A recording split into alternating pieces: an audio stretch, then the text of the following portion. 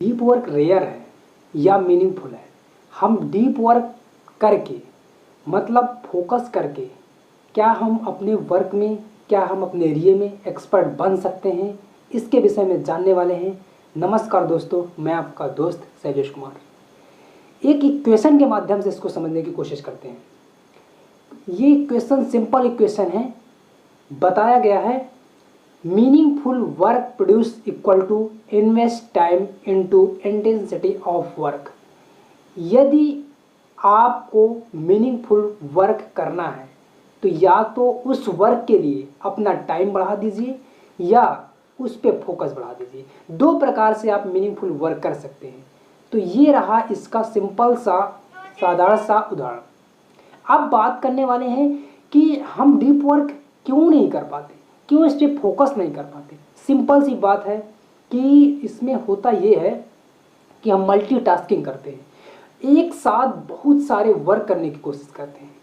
कोई भी वर्क करते हैं तो जैसे हम एक कार्य कर रहे हैं, अब कोई कार्य कर रहे हैं, अब वो वर्क मान लीजिए हम एक ईमेल किसी को भेजना है, हमारे उसको मतलब हमें उसका जवाब देना है। अब उसको जवाब दे रहे हैं, तुरंत एक पॉपअप आता है दूसरा मैसेज, और तुरंत हम उसको देखने लगते हैं और उसको क्या जवाब देना था वो भूल जाते हैं। ऐसे बहुत सारे वर्क हैं जिससे हम अब क्योंकि जब ए पॉइंट से बी पॉइंट पे जाते हैं तो जैसे बी पॉइंट पे पहुंचते हैं तुरंत थोड़ी देर बाद, फ्यू मोमेंट के बाद क्या होता है, कुछ क्षण के बाद हमें पुरानी वर्क जो हमारा ए है उस पर हमारा ध्यान जाता है। अरे मैं कहाँ था और कहाँ पे आ गया।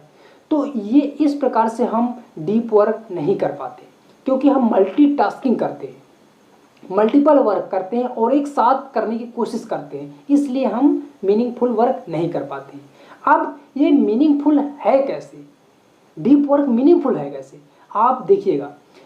जो भी आज इंसान आगे बढ़े हैं या कोई इंसान पेटेंट किया है या किसी चीज़ का डिस्कवरी की है, आविष्कार किया है, तो उसने डीप वर्क किया है, उस पर फोकस लगातार किया गया और कहा भी गया है कि करत करत अभ्यास के जड़ मत हो सुजान और रसरी आवत जात तो सर पर व्रत निशान। तो ये डीप वर्क ही है, मान लो लगातार कंसिस्टेंसी। अब मीनिंगफुल क्या है, अब देखिए जैसे कोई गोल्ड स्मिथ होता है या ब्लैक स्मिथ होता है। जो ब्लैक स्मिथ होता है सुनार होता है या तो लोहार होता है। लोहार जैसे कि कोई भी बनाता है, जैसे एक तलवार बनाता है या कोई भी ऐसा कोई वस्तु बनाता है, जैसे मान ली तलवार बनाता है। अब तलवार बनाने के लिए उसको कितना टाइम लगता है, जब वो तलवार बनाना स्टार्ट करता है तो वो एक चोट जो उस तलवार पे चोट मारता है वो एक बिल्कुल फोकस के साथ मारता है। ऐसा नहीं कि वो किधर दूसरी तरफ फोकस कर लिया, इधर देखने लगा उधर देखने लगा फिर उस पे मारता है, ऐसा नहीं है। वो सेम पैटर्न फॉलो करता है और डीप वर्क के साथ लगातार कंसिस्टेंसी के साथ उस पर 1 घंटे 2 घंटे आधा घंटे जैसी तलवार हो उसके अकॉर्डिंग उस पर काम करता, तब वो एक अच्छी सी मीनिंगफुल तलवार बन के तैयार होती है। तो ये डीप वर्क मीनिंगफुल है। इसका ये फ़ायदा हो जाता है कि जब हम वर्क करते हैं डीप वर्क एक फोकस के साथ तो वो वर्क एक मीनिंगफुल वर्क होता है। अब ये तो रही, हमने बताया कि हम डीप वर्क रेयर क्यों है, वो दुर्लभ क्यों है, क्यों फोकस नहीं कर पाते, क्यों हम उससे भटक जाते, क्योंकि हम मल्टीटास्किंग करते हैं। और दूसरी बात ये मीनिंगफुल क्यों है, ये भी इसके विषय में हमने बात की। अब हम बात करते हैं कि हम कैसे डीप वर्क कर सकते हैं, कौन कौन से अप्रोच को फॉलो कर सकते हैं, कौन कौन से मेथड को फॉलो कर सकते हैं, उसके तहत हम डीप वर्क कर सकते हैं। ये सिंपल से 4 मेथड है, अगर इनको हम फॉलो करते हैं तो इसके माध्यम से हम डीप वर्क कर सकते हैं। पहला जो मेथड है अप्रोच है मैनेस्टिक अप्रोच। इस अप्रोच को कौन फॉलो करता है, इस अप्रोच को फॉलो करते हैं जैसे कोई भी आईएएस की प्रिपरेशन करता है या कोई एक ऐसा पुजारी होता है जो इस अप्रोच का फॉलो करता है। वो क्या करते हैं, बिल्कुल अपने परिवार से, आप समाज से दूर हो जाते हैं, वो ध्यान लगाते हैं, ईश्वर पे ध्यान लगाते हैं। और जैसे कोई आईएएस की तैयारी करता है या कोई बड़ी अचीवमेंट करने की कोशिश करता है, वो पूरा फोकस वहीं पे लगाता है। वो ये पहले अप्रोच का फोकस करते हैं, पहले अप्रोच को फॉलो करते हैं। ये अप्रोच आप फॉलो कर सकते हैं कि आप अपने जो भी हैं उन लोगों से थोड़ा से दूर हो सकते हैं और थोड़ा से वो अपने माता पिता से बात करते हैं, अपने परिवार से बात करते हैं जो आईएएस वगैरह की तैयारी करते हैं, या कोई जो वैसा कोई संत महात्मा या पुजारी हो जाते हैं, जो बड़े बड़े लोग हो जाते हैं उस एरिया में, तो वो इस अप्रोच का फॉलो करते हैं।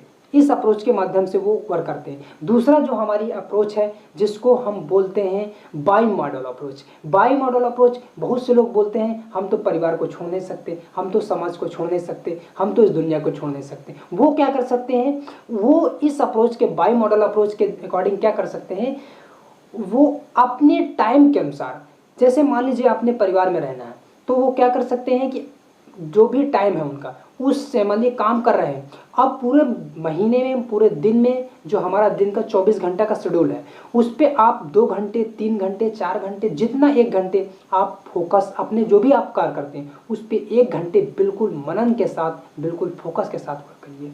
जब वो वर्क करिए उसके बाद फ्री होकर फिर अपने परिवार को ध्यान दीजिए। इस प्रकार से हम ये बाई मॉडल अप्रोच का फॉलो करके इस मेथड के माध्यम से हम डीप वर्क कर सकते हैं। रिथमिक अप्रोच, रिथमिक अप्रोच, इस अप्रोच के माध्यम से आप कैसे आप काम कर सकते हैं। रिथमिक अप्रोच को हम बोल सकते हैं द चैन मेथड। ये मेथड ऐसा होता है जैसे हम कोई भी दिन में अपने पूरे दिन के शेड्यूल के अनुसार हम किसी भी टाइम इस वर्क को कर सकते हैं और अलग अलग एक्टिविटी पर डे कर सकते हैं। जैसे मान लीजिए आपने आज फोकस के साथ कोई एक नई एक्टिविटी की अपने कार्य में और एक कैलेंडर रखा अपने सामने पर डे का और बोला कि आज जैसे मान लीजिए कोई भी डेट है उस डेट के अनुसार मान लीजिए 15 कोई तारीख 15 तारीख है, उस दिन आपने कोई एक्टिविटी की और उस पर क्रॉस लगाइए। दूसरे दिन फिर नई एक्टिविटी करिए, फिर उस पर क्रॉस लगाइए, फिर तीसरे दिन कोई नई एक्टिविटी करिए फोकस के साथ। इस प्रकार ये एक्टिविटी जब तक होनी चाहिए, जब तक एक रिंग ना बन जाए, एक लाइन ना बन जाए, तब तक ये एक्टिविटी होनी चाहिए। तो ये क्या हो जाएगा, आपका एक पैटर्न बन जाएगा, एक फोकस करने का एक टाइम डिसाइड हो जाएगा कि मैं इस समय एक दिन में इस टाइम ये फोकस करता हूँ।